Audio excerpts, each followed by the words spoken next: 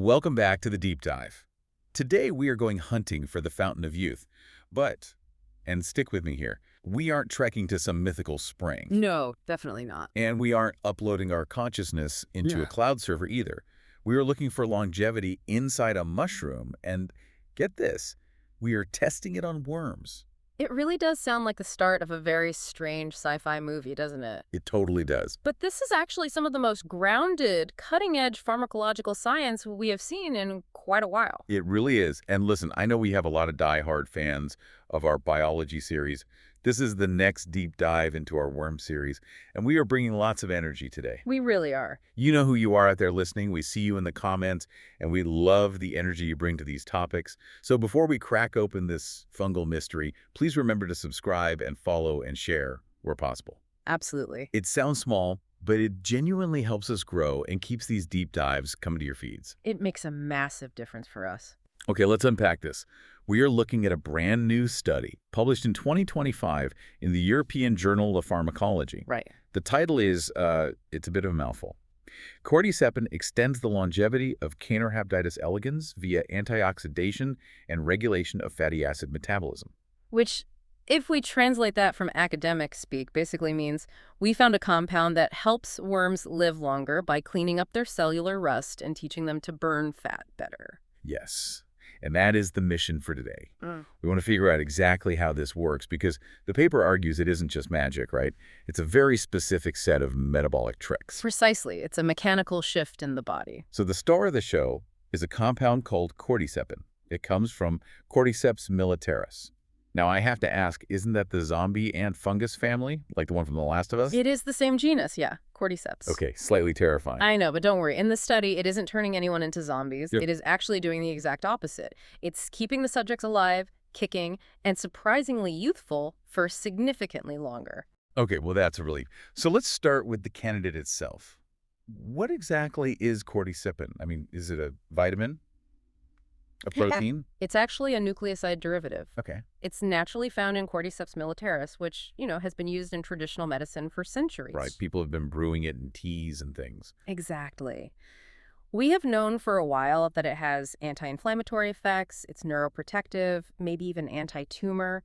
But the specific mechanism for anti-aging, that has been a bit of a black box until now. And to unlock that box, the researchers turned to our old friends, C. elegans. The worms. The worms.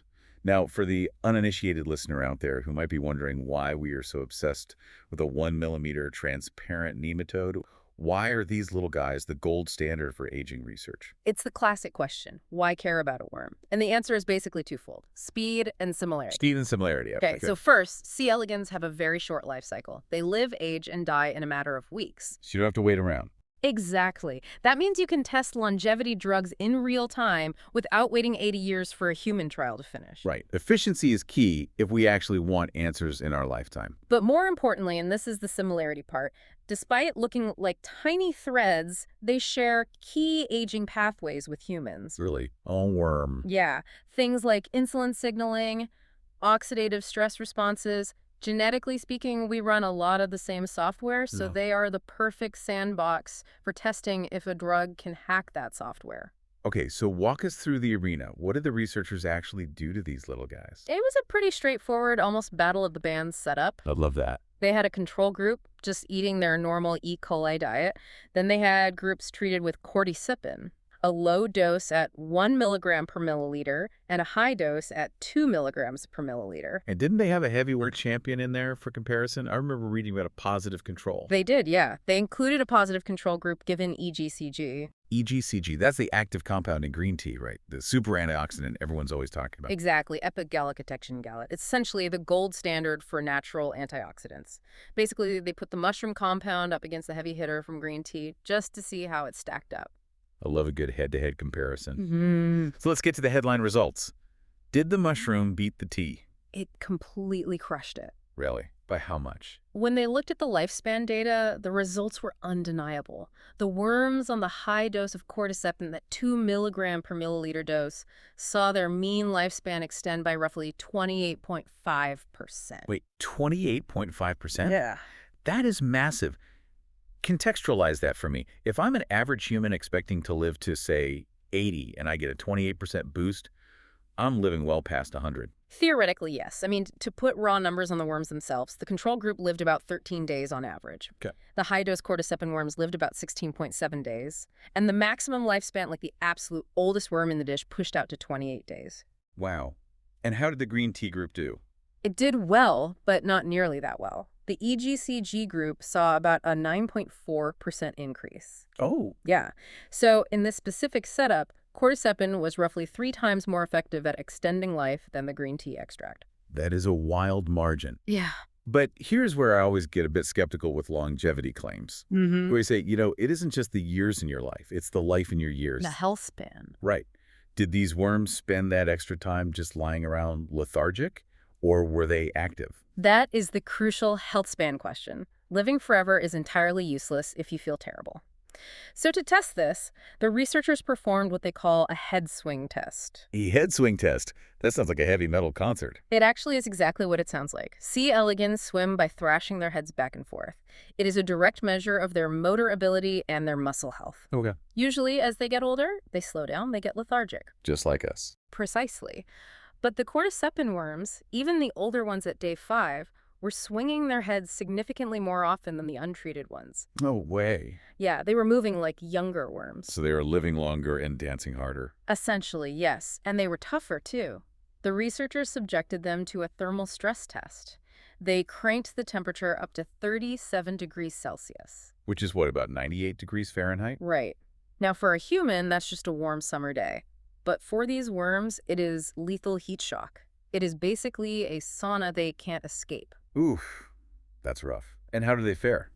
The cordycepin worms survive significantly longer in that heat. Their mean survival time in the sauna increased by 16.2%. That's incredible. It is. So they aren't just enduring normal life better, they are much more resilient to sudden, severe environmental stress. Okay, but usually when we hear about these miracle life extension drugs, there's a catch. The trade-off. Right. The disposable soma theory. Nature usually demands a trade-off. Like, oh, you live longer, but you stop growing. Or you live longer, but you become infertile. Yeah. Was there a catch here? That is the no trade-off discovery, and honestly, it is one of the most promising parts of this entire paper. They measured body length and body with no difference. Really? Counted the total number of offspring, no significant difference at all. So it is pure anti-aging. No shrinking, no sterility. Correct. It seems to be targeting the aging process itself without compromising growth or reproduction, which obviously brings us to the big question. How? Exactly. What is this stuff actually doing inside the cells? Right. Let's get into the mechanics. The paper talks a lot about antioxidation. Now, I feel like we hear that word on every cereal box and smoothie label, but what does it actually mean in the context of keeping a cell alive? Think of it as rust. Rust. Yeah. Living requires oxygen, and burning energy creates byproducts called ROS reactive oxygen species. These are unstable molecules with unpaired electrons. They bounce around inside the cell and damage your DNA and your proteins. Like a pinball. Exactly like a pinball. And over time, this damage accumulates. It is literally biological rust. And the paper mentions a specific indicator of this rust called, I think it was lipofuscin. It sounds like a villain in a sci-fi movie. It kind of is a villain. Lipofuscin is known as the aging pigment. It is basically cellular trash. Cellular trash. Yeah, it's aggregates of oxidized proteins and fats that the cell failed to throw out. It just builds up inside the gut of the worm. Interestingly, if you put it under a microscope with fluorescence, it glows blue. Wait, so the older you get, the more you glow blue with trash. In a worm, yes. Yeah. But here is the cool part. The worms treated with cordycepin had significantly less of this glowing blue trash. We are talking a reduction of about 21 to 24% by day 5. So it is taking out the trash, or at least stopping the pileup in the first place. Both, actually. The study measured those ROS levels, the pinballs, the root cause of the rust, and found that cordycepin slashed them by over 25%. But is it doing that by itself? Like, is the cordycepin molecule just running around soaking up the rust like a sponge? No, it's smarter than that. It acts like a manager. It boosts the worm's own defense team. Oh, interesting. The study looked at the activity of antioxidant enzymes, specifically SOD, CAT, and GFHPX. The defense squad. I actually remember SOD from biology class, superoxide dismutase. It turns the really dangerous superoxide radicals into hydrogen peroxide, right? Got it, exactly. And then C catalase turns that hydrogen peroxide into water and oxygen. So it's the whole decontamination line. It is a decontamination line, and the numbers here were just staggering. The activity of SOD went up 5.7-fold in the high-dose group. 5.7-fold. Yeah, and CCAT went up 4.3-fold. That isn't just a nudge. That is a supercharge. It really is. It is essentially telling the cell's own machinery, hey, wake up, we have work to do. And because of this, the mitochondria, the power plants of the cell stayed healthier. Because they aren't getting rusted out. Exactly. They measured the mitochondrial membrane potential, which usually drops as you age. It is like a battery slowly losing its voltage. And Cordycepin kept the battery charged. It kept the voltage up. The mitochondria were functioning at a younger, higher energetic level. Okay, so we have a cleaner cell, less rust, and a fully charged battery. But the title of the paper mentioned fatty acid metabolism. Yes. This feels like the second half of the puzzle and possibly the more complex part. What is going on with the fat? This is where we get into the real deep dive core of the paper. Yeah. The researchers did a metabolomic analysis. They looked at the chemical fingerprint of the worms, Okay. and they found 19 distinct changes in small molecules. What jumped out? Two main things.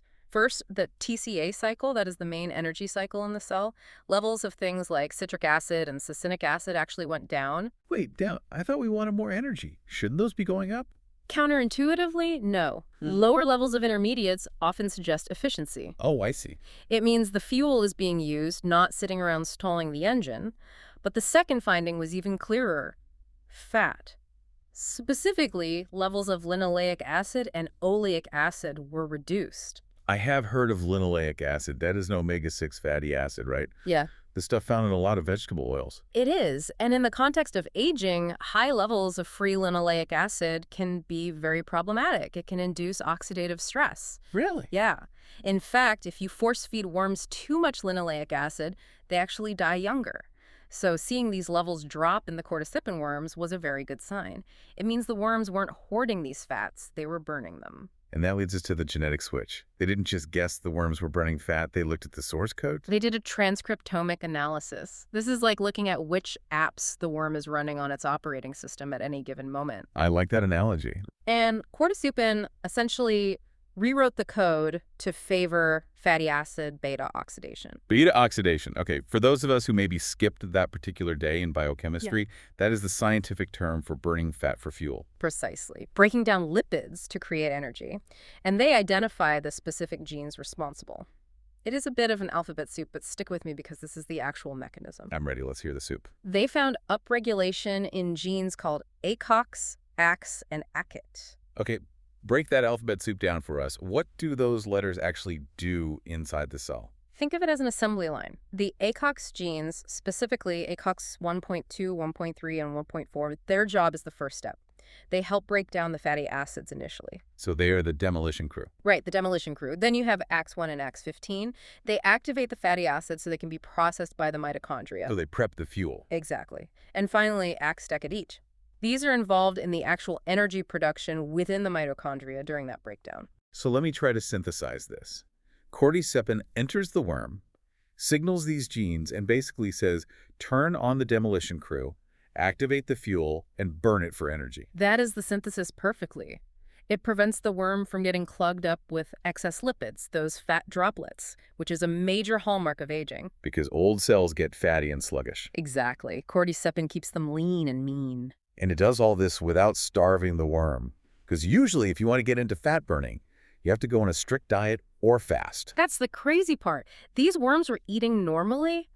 The drug just changed how they processed that fuel. It flipped the metabolic switch to burn mode, even in the presence of food. That is fascinating. But I have to play devil's advocate here for a second. Go for it. I am not a 1 millimeter transparent worm. True.